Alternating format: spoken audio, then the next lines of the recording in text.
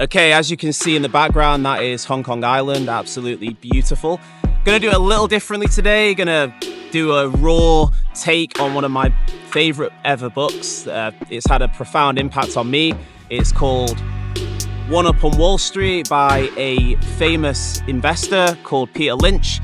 He's renowned for his management of the Fidelity Magellan fund.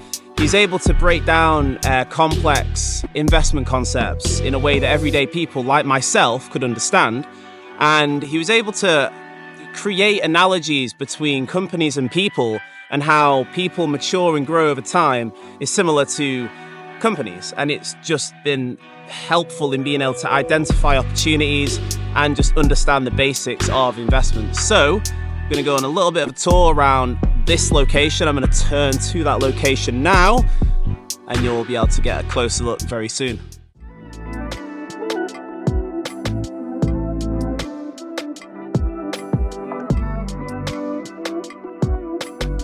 Absolutely stunning.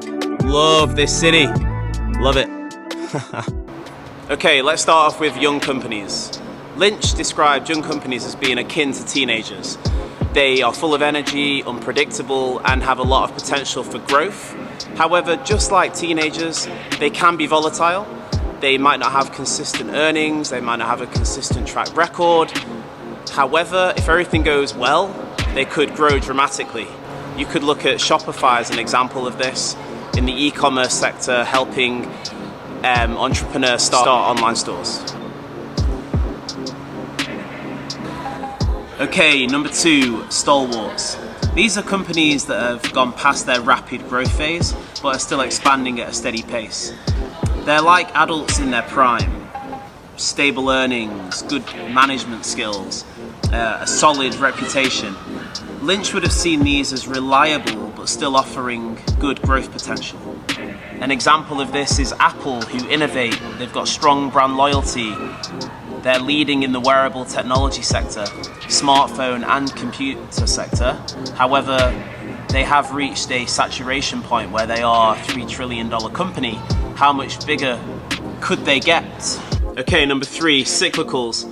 Lynch likens cyclical companies to moody adults whose fortunes rise and fall during economic cycles.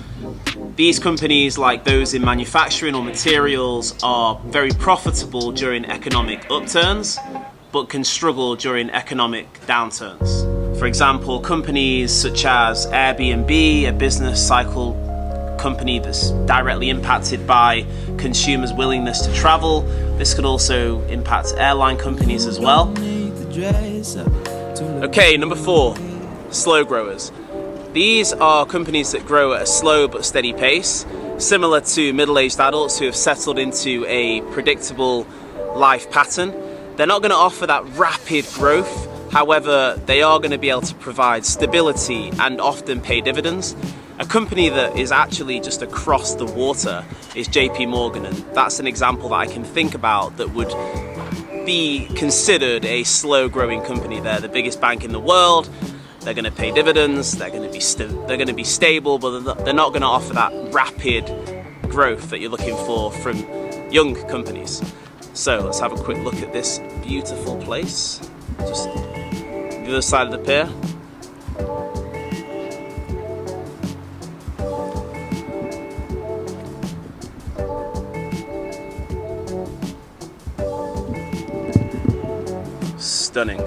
Stunning place. Okay, number 5, asset plays. These are companies that might not look impressive on the surface, but usually have undervalued assets such as real estate or a patent that could be worth a lot if it's properly utilized, the patent, or the real estate is sold off.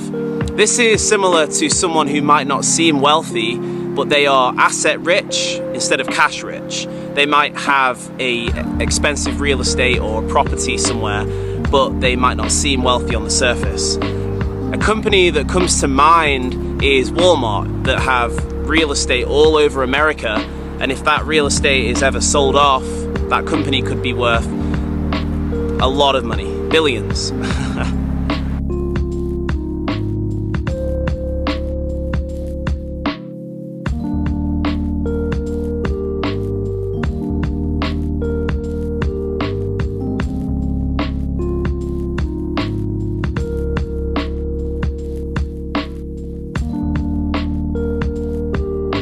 Okay, let's get to that final company and person, but before I do, I've got to just give you guys an experience of this coffee. It's unbelievable.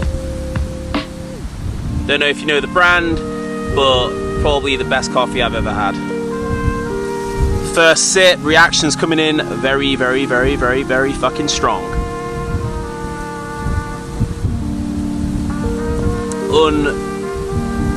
Unbelievable.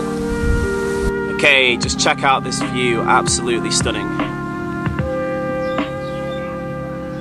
Okay, number 6, turnarounds. These are companies that are going through distress but show potential for recovery. Lynch would often invest in these companies if he believed in management's ability to turn things around, comparing it to a person who has hit rock bottom but is showing signs of recovery. A company that comes to mind is Celsius, which were in the energy drink sector, and they moved towards a more health-conscious consumer.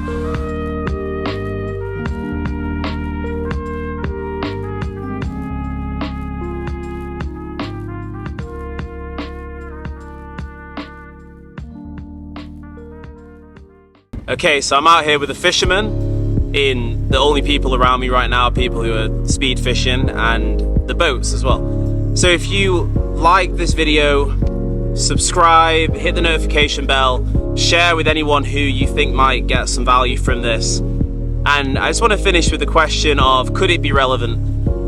Well, when I think about Peter Lynch and One Up on Wall Street and what it represents, it's the ability for the everyday person to be able to understand that stock picking might not be as complicated as it has been described by people in the financial sector, that analysts might not know everything, that you can have some power over the decisions that you make with your own finances. I would say that it has helped me in so many ways. I've read this book twice, and I just had to make a video on some of the insights that came from it. Its ability to make companies relatable to you in every way by them being like people. You know, we all experience what it's like to go through the emotions of different stages of life, and yeah, I'm not at the older years yet, but I'm getting there.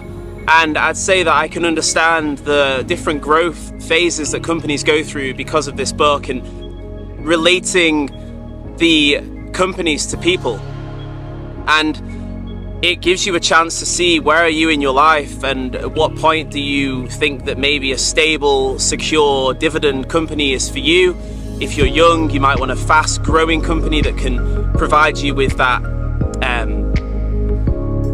potential, because you've got the years to lean into the growth of this company, and you can handle the adulations that happen on a month-to-month basis or a quarter-to-quarter basis. One Up on Wall Street is a reflection of an incredibly successful investor who wanted to get people to make decisions of what they invest in based on things that they can understand. Is it an industry that you like? Is it an industry that you work in? Is it an industry that you have an edge in? If it's an industry that you work in, you might be able to see something that Wall Street and all of these big investment companies might not be able to see. For me personally, I would say when I first saw fully self-driving cars, and it was a vlog made by Whole Mars Catalog, he tracked his experiences of using fully self-driving software that Tesla was able to give to him early, and I just saw this car drive on its own for over an hour, and it made me think, is that actually factored into the potential of this stock? And it allowed me to make decisions based on just something that I was able to see. And also the fact that I love innovation and I love technology, it's allowed me to make decisions on the companies that I'm most interested in. So as you can see, the wind is hitting hard. It's absolutely insane at this particular point where I'm standing. As you can see, the boats are going by. I think that's a good time to end this part of the video. I hope you got some value from this. If you did, drop the like, it helps. Leave a comment if you didn't like it, just give me some feedback, and subscribe if you enjoy finances, innovation, technology, and crypto as well. So, all the best. Thank you very much. I will see you in the next one. Goodbye!